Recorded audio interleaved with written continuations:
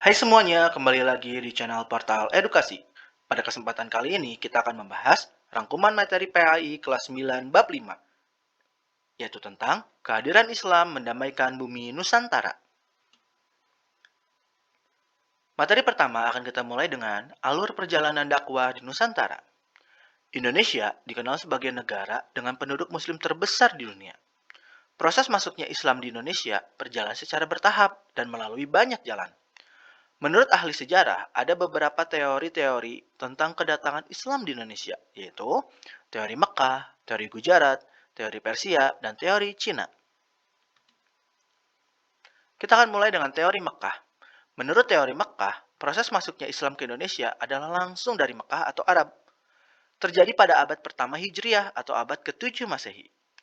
Mereka datang ke Indonesia dengan motivasi dagang sekaligus berdakwah. Biasanya mereka bergelar Sayyid atau Syarif di depan namanya. Selanjutnya teori Gujarat.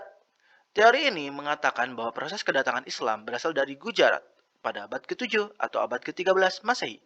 Gujarat adalah sebuah wilayah di India Barat berdekatan dengan Laut Arab. Selanjutnya ada teori Persia. Teori Persia mengatakan bahwa proses kedatangan Islam ke Indonesia berasal dari daerah Persia atau Parsi yang mungkin sekarang bernama Iran. Bukti teori ini adalah adanya kesamaan tradisi, contohnya tradisi merayakan 10 Muharram atau Asyura. Yang terakhir adalah teori Cina. Menurut teori ini, kedatangan Islam berasal dari Cina. Ajaran Islam telah sampai di Cina pada abad ke-7 Masehi. Pada masa dinasti Tang, di daerah Guangzhou, Kanton, Zhangzhou, dan pesisir Cina Selatan telah terdapat pemukiman Islam. Bukti dari teori ini adalah Raja Islam pertama di Jawa, Raden Patah, merupakan keturunan Cina. Bukti lainnya adalah adanya masjid-masjid tua yang bernilai arsitektur Cina. Selanjutnya kita akan membahas tentang Wali Sanga. Beberapa golongan yang berkembang di Indonesia dan menyebarkan agama Islam yaitu para pedagang, mubalik, sufi, dan para wali. Di antara banyak wali, ada 9 wali yang dikenal sebagai Wali Sanga. Berikut ini nama-nama wali tersebut. Sunan Maulana Malik Ibrahim atau dikenal juga Syekh Maghribi itu berasal dari Persia dan berkedudukan di Gresik. Sunan Ampel atau Raden Rahmat berkedudukan di Ampel, Surabaya.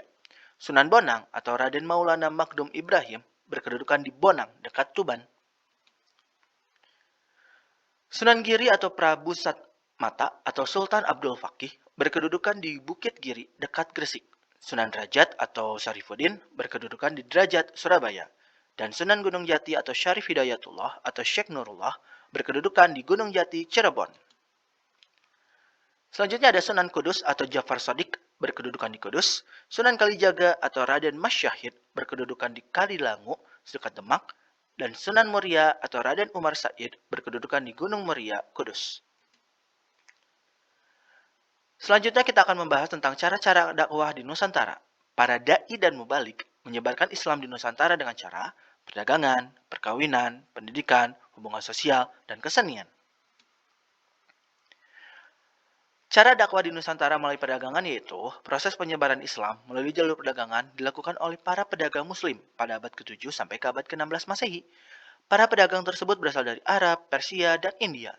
Para pedagang tersebut sangat jujur sehingga disukai oleh penduduk Nusantara dan secara sukarela masuk Islam.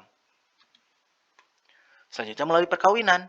Pada kala itu, banyak pedagang yang menikah dengan pribumi yang berasal dari putri bangsawan atau putri raja. Sehingga banyak keluarga bangsawan atau raja yang masuk Islam. Sehingga para pedagang tersebut menetap dan membentuk sebuah perkampungan muslim yang disebut pekojan. Selanjutnya melalui pendidikan, para mubalik mendirikan lembaga pendidikan Islam di beberapa wilayah Nusantara. Selama pendidikan, mereka tinggal di asrama.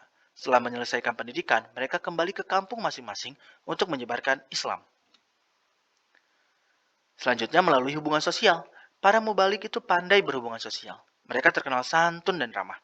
Dalam menyampaikan ajaran Islam, mereka menyampaikan dengan cara bijaksana, tidak memaksa, dan tidak merendahkan. Selanjutnya kita akan membahas tentang kerajaan-kerajaan Islam di Nusantara. Ada banyak kerajaan-kerajaan Islam di Nusantara, antara lain Samudra Pasai, Aceh, Demak, Pajang, Mataram Islam, Banjar, Gorontalo, Ternate, dan Tidore. Kerajaan Islam pertama di Indonesia adalah Kerajaan Samudra Pasai, yang terletak di pesisir timur laut Aceh, Kabupaten Lok Sumawe, atau Aceh Utara kalau sekarang. Kawasan Aceh yang strategis menjadikan Aceh sebagai tempat pertemuan para pedagang dari berbagai daerah di Nusantara dan luar negeri. Lahirnya kerajaan ini diperkirakan sekitar pertengahan abad ke-13 Masehi dan berakhir pada tahun 1524 Masehi. Raja pertamanya adalah Sultan Malik al-Soleh. Selanjutnya kita akan membahas tentang kerajaan Aceh. Pendiri kerajaan Aceh adalah Sultan Ali Mugayat Syah pada tahun 1514 sampai 1528 Masehi. Pada masa Sultan ini, Aceh bekerja sama dengan Portugis dan meluaskan wilayah kekuasaan sampai daerah Pidi. Berikutnya adalah Sultan Alauddin Riyad Shah. Sultan ini bergelar Al-Qohar.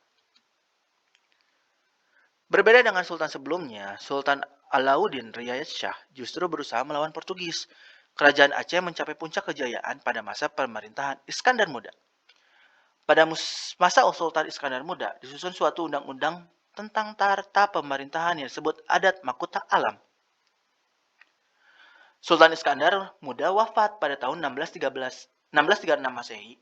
Semenjak Sultan Iskandar Muda wafat, Aceh terus-menerus mengalami kemunduran. Selanjutnya adalah Kerajaan Demak. Kerajaan Demak terletak di Kabupaten Demak, Jawa Tengah. Kerajaan ini merupakan kerajaan Islam pertama dan terbesar di pesisir utara Jawa. Kerajaan Demak didirikan oleh Raden Patah pada tahun 1478 Masehi. Pada tahun 1508 Masehi, Raden Patah digantikan oleh putranya yang bernama Pati Onus. Sebelum menduduki tahta, Pati Onus pernah memimpin armada laut Demak dalam menyerang Portugis di Malaka, namun gagal. Setelah kembali dari pertempuran, ia mendapat gelar Pangeran Sabrang Lor. Kekuasaan Kerajaan Demak berakhir pada tahun 1568 Masehi. Joko Tingkir memindahkan pusat Kerajaan Demak dari Demak ke Pajang. Selanjutnya muncullah Kerajaan Pajang. Kerajaan Pajang terletak di daerah Kartasura. Raja pertamanya tentu saja Jaka Tingkir. Jaka Tingkir bergelar Sultan Hadiwijaya. Kerajaan ini berakhir pada tahun 1586 Masehi setelah Sutawijaya memindahkan pusat pemerintahan ke Mataram. Selanjutnya seperti yang bisa kalian tebak, yaitu tentang Kerajaan Mataram Islam. Kerajaan Mataram Islam berdiri pada tahun 1586 Masehi. Raja pertamanya adalah Sutawijaya.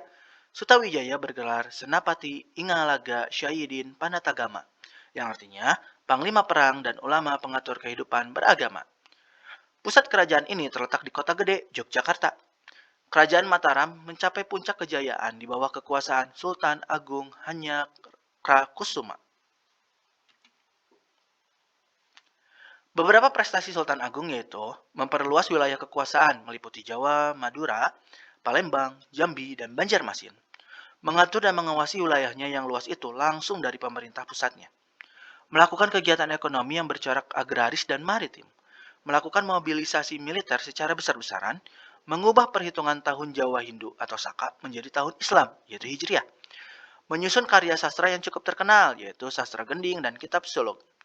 Dan serta menyusun kitab undang-undang yang merupakan perpaduan dari hukum Islam dengan adat istiadat Jawa yang disebut Surya Alam.